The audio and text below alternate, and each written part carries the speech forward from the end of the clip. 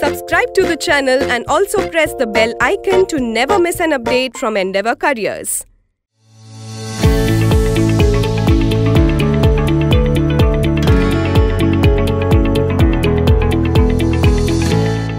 Welcome to Endeavour's GK capsule for the December month.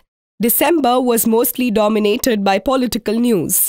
There were elections in 5 states of the country, appointments to key positions in the government, some of which became controversial also, and couple of important international conferences.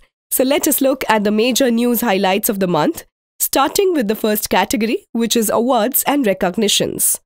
One of India's leading contemporary writers in English, Amitav Ghosh, has been honoured with this year's Gyanpith Award. Instituted in 1961, the Gyanpith Award is the highest prize for the writers in India. Amitav Ghosh is the first writer in English to receive this honour. Some of his well-known books include The Circle of Reason, Shadow Lines, The Calcutta Chromosome, and Sea of Poppies. Ghosh is known to create rich literature using history as the canvas to create his fictional universe. His very famous Ibis trilogy looks at the politics of British opium trade in China and India. History also plays a critical role in The Hungry Tide, in which he explored the Morichampi massacre of 1979, where government-led displacement of refugees from Madhya Pradesh into Sundarbans led to large-scale violence. His most recent book, however, is a work of non-fiction. It is named The Great Derangement, Climate Change and the Unthinkable. It was released in 2016. Miss Philippines, Catriona Gray, was crowned the new Miss Universe 2018 at the event held in Bangkok. This year's contest was applauded for its inclusivity and diversity. Miss Spain, Angela Pons, made history as the first openly transgender contestant, and Rosa Montezuma represented Panama as its first indigenous Miss Universe contestant. Miss India, Nehal Chudasama, failed to make it to the top 20. The 49th International Film Festival of India was held at Panji in Goa from 20th to 28th November. It is India's biggest film festival. The festival started in 1952 and Goa is the permanent venue. The theme for this year's festival was New India, depicted through a variety of cinema including historical, action, romance and sports. Israel was the focus country and Jharkhand was the focus state for the film festival this year. Ukrainian film Donbass won the prestigious Golden Peacock Award for the best film in the festival. Bollywood's famous screenplay and dialogue writer Salim Khan was honoured with the 2018 Special Award for his lifetime contribution to cinema.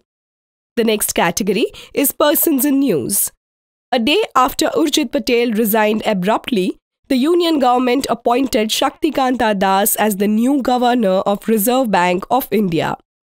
Urjit Patel resigned from the post after a bitter tussle with the government over RBI's autonomy. The appointment of Shaktikanta Das means that the central bank will once again be headed by a former IAS officer after 2 economists Raghuram Rajan and Urjit Patel. Das is a 1980 batch IAS officer. He was the Economic Affairs Secretary of India in 2016 and became the bureaucratic face of demonetization exercise. Post-retirement, he was made a member of 15th Finance Commission.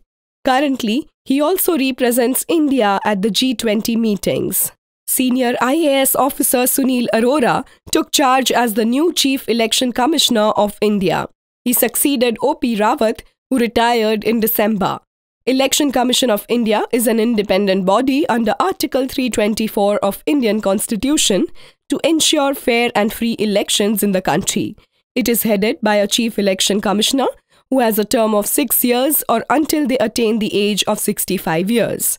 Sunil Arora will have nearly 2.5 years tenure as Chief Election Commissioner and Lok Sabha election 2019 will be conducted under his leadership. In a big boost to CBI's image, a British court ordered the extradition of Vijay Mallya to India, where he is wanted in a case of fraud and money laundering amounting to Rs 9,000 crores. Mallya, who left India in 2016, had fought the extradition on the ground that cases against him are politically motivated and that he is being made a scapegoat for bad loans problem of Indian banks. Mallya also failed to convince the court that Indian jails weren't safe. The court was satisfied with the video of Arthur Road Jail in Mumbai, where Mallya would be kept after his return to India. CBI sources said that Mallya's extradition to India may take another 5 to 6 months. Veteran filmmaker Mrinal Sen passed away at the age of 95 in Kolkata. The last of the trinity of legendary filmmakers that included Satyajit Ray and Ritwik Ghatak, Mrinal Sen was the recipient of many national and international awards. Sen was influenced by parallel cinema and introduced a new kind of filmmaking with his unusual camera movement, non-linear narratives, and freeze frames. In a career spanning across 7 decades, Mrinal Sen created 27 feature films, 4 short films, and 5 documentaries. Former US President George H.W. Bush, who presided over the end of the Cold War, died at the age of 94. He was elected as the 41st President of USA in 1988 and lost his 1992 re-election attempt to Democrat Bill Clinton. He also served as Vice President for 8 years during Ronald Reagan's tenure. George Bush Sr. was the father of former President George W. Bush, who served 2 terms in the White House from 2001 to 2008. In Places in News category, Prime Minister Narendra Modi inaugurated India's longest railroad bridge, Bogibeel Bridge, over Brahmaputra River in Assam. The 4.94 kilometers long bridge was inaugurated on the birth anniversary of former PM Atal Bihari Vajpayee, that is 25th December, which is observed as Good Governance Day. The double-decker bridge has 2 railway lines on the lower deck and a road on the upper deck. The bridge will reduce the travel time between Dibrugarh in Assam and Itanagar in Arunachal Pradesh from 24 hours to only 5 hours. An American missionary, John Allen Chow, was killed by the Sentinel tribesmen of Andaman and Nicobar. The Sentinel tribe is one of the most isolated tribes in the world. Access to the North Sentinel Island is restricted under the Protection of Aboriginal Tribe 1956 and Indian Forest Act 1927. In national news this month, elections were held for the legislative assemblies of 5 states, namely Madhya Pradesh, Chhattisgarh, Rajasthan, Telangana, and Mizoram. The result was announced on 11th December. Congress party displayed impressive performance and was able to form governments in 3 states. In Chhattisgarh, Congress won clear majority and dislodged Raman Singh government of 15 years.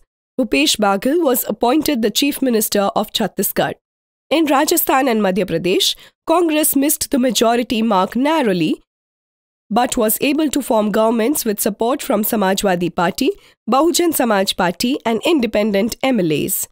Kamal Nath was sworn in as the new Chief Minister of Madhya Pradesh, while Ashok Gehlot became Chief Minister of Rajasthan. In Telangana, K. Chandrasekhar Rao of Telangana Rashtra Samiti became the Chief Minister for the 2nd consecutive time. In northeastern state of Mizoram, Congress party lost the election. Mizo National Front was 2/3 majority in the assembly. Mr. Zoramthanga is elected as the new Chief Minister of Mizoram. The Government of India has authorized 10 central intelligence agencies to intercept, monitor, and decrypt all information on any computer device in the country. The 10 agencies that have been authorized to intercept information include 2 intelligence agencies, namely Intelligence Bureau and RAW. The other agencies include the Narcotics Bureau, which controls illegal drug trade, Enforcement Directorate, which looks after economic crimes, the Central Board of Direct Taxes, which is responsible for income tax, the Directorate of Revenue Intelligence, which is an anti-smuggling agency, and CBI, which is responsible for investigating high-level corruption. The National Investigation Agency, which is responsible for investigating terrorism-related incidents, and the Delhi Police have also been given the authorization for intercepting information from computers. However, This order by the government has caused a political controversy, with opposition parties accusing the government of snooping and violating citizens' right to privacy. Prime Minister Narendra Modi released the commemorative coin and postage stamp in the memory of Paika rebellion on 24 December in Bhubaneswar. Earlier in 2017, Union government announced that Paika rebellion will be named as the first war of independence instead of 1857 revolt. The Paika rebellion was an armed rebellion against the British East India Company's rule that took place in Khurda district of Odisha in 1817. The rebellion was led by Bakshi Jagabandhu. In a similar event recognizing the forgotten heroes and places of Indian freedom struggle, government has decided to rename 3 islands in Andaman after Subhash Chandra Bose. The Ross, Neil and Havelock Islands have been renamed as Netaji Subhash Chandra Bose Island, Shaheed Dweep and Swaraj Deep respectively. The United States Defense Secretary Jim Mattis announced his recognition from Donald Trump's cabinet. The resignation came a day after Donald Trump announced that all US troops would be withdrawn from Syria. Currently, there are about 2,000 US soldiers in Syria. President Trump is also considering a substantial US pullout from Afghanistan. Jim Mattis disagreed with the decisions and believed that removing the ground forces from the Middle Eastern countries would be a strategic blunder. Patrick Shanahan will take over as the acting US Defense Secretary from 1 January 2019. Indonesia was hit by a massive tsunami on 22 December, killing at least 370 people. Indonesia lies in the area of Pacific Ocean called the Pacific Ring of Fire, where earthquakes and volcanoes are very frequent. Tsunami is caused by a displacement of a large volume of water due to earthquake, volcanic eruptions, landslides, or glacier caving, etc. The next category in the video is news from business, commerce, and industrial sector. Monetary Policy Committee of Reserve Bank of India released its 5th Monetary Policy Review of the year on 6th December. As was widely expected, RBI kept the repo rate unchanged at 6.5% in the latest monetary policy decision. Reverse repo rate also remained unchanged at 6.25%. The marginal standing facility and bank rate stand at 6.75%. However, RBI announced that statutory liquidity ratio or SLR will go down 25 basis points every quarter from January. In a major relief to the common man, the GST Council reduced tax rates on 23 goods and services, including movie tickets, TV and monitor screens. The reduced rates came into effect from 1st January. Of the 23 goods and services on which rates have been slashed, the tax rate on 7 items in the 28% tax slab have been brought down. With this, only 28 goods are now left in the highest 28% tax bracket. The 28% slab is now restricted to only luxury and sin goods apart from the auto parts and cement. Union government issued the new guidelines for e-commerce sector. According to the new rules, e-commerce companies will now be banned from selling products from companies in which they have an equity share. The companies are also not allowed to enter into exclusive agreements with sellers. The new norms will hit not only the companies like Amazon and Flipkart, but also impact the customers. Amazon and Flipkart own wholesale companies which purchase branded products from manufacturers at cheap rates. These wholesale companies then sell these products to select sellers on e-commerce platforms. These select sellers are often the companies where e-commerce majors have an equity stake. With these new rules, consumers might not be able to enjoy heavy discounts, cashbacks, and exclusive deals in future on these e-commerce platforms. The next category is summits, conferences, and reports released this month. The 13th edition of G20 Summit 2018 was concluded on 1st December in Buenos Aires, Argentina. It was the first G20 summit held in South America. G20 is an international forum that brings together the world's 20 leading industrialized and emerging economies. The group accounts for 85% of world GDP and 2/3 of its population. The theme of the G20 summit this year was Building Consensus for Fair and Sustainable Development. In a joint declaration, the leaders of G20 nations, except US President Donald Trump, reaffirmed their commitment to fight climate change by upholding the 2015 Paris Agreement. India was represented by Prime Minister Modi in the summit. PM Modi presented a 9-point agenda to G20 nations to deal with fugitive economic offenders. Japan, America and India, that is JAI, held trilateral meeting on G20 sidelines. India will host the G20 summit in 2022. The 24th Conference of Parties, COP24, to the United Nations Framework Convention on Climate Change was held at Katowice, Poland during 2nd to 14 December 2018. The conference was attended by Environment Minister of 200 countries. United Nations Framework Convention on Climate Change is an international environmental treaty negotiated at Earth Summit in Rio de Janeiro in 1992. The Conference of Parties, or COP, is the supreme decision-making body of United Nations Framework Convention on Climate Change. In the 24th meeting of COP, a Katowice package, the rule book for implementation of the 2015 Paris Climate Agreement, was adopted. Paris Climate Agreement was an international agreement signed in 2015 at Paris by 195 countries with the objective to limit global average temperature rise to well below 20 degrees Celsius above pre-industrial levels. On 1st June 2017, however, US President Donald Trump announced to withdraw the United States from the Paris Agreement, stating that the agreement would hurt American economy. In the sports category, MC Mary Kom became the most successful boxer in the history of Women's World Championship by winning her 6th gold medal. Mary Kom won the medal in 48 kgs category. She now has an incredible 6 golds and 1 silver in the tournament. Another Indian boxer, Sonia Chahal, claimed the silver medal in 57 kgs category. PV Sindhu made history by becoming the first Indian to win the BWF World Tour Finals tournament. Sindhu defeated the familiar opponent Nozomi Okuhara of Japan in the finals. Sindhu had a tough time this year as she was unable to win even a single tournament, but she ended the season with a brilliant victory in BWF World Tournament in December.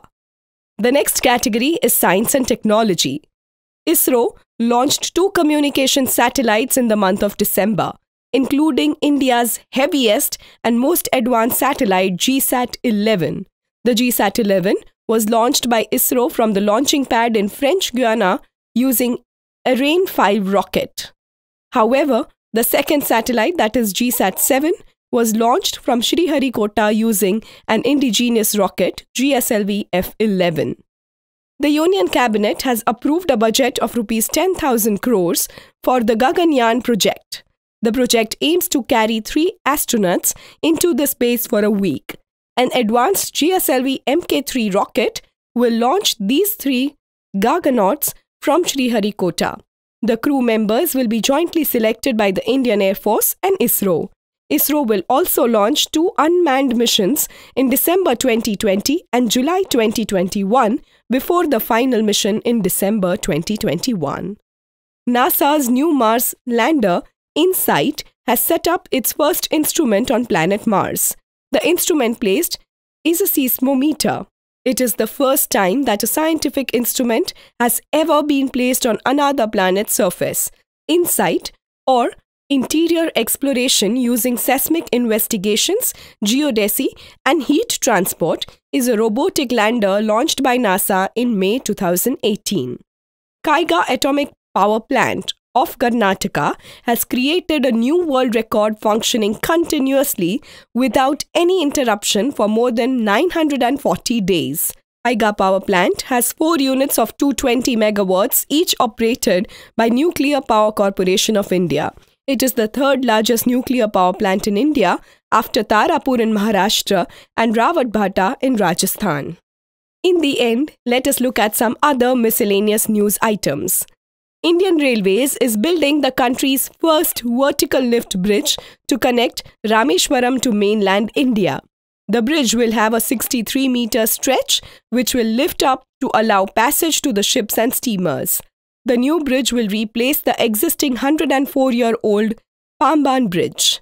The bridge was the first sea link of India and was the longest sea bridge in India till the Bandra-Worli Sea Link was opened in 2010.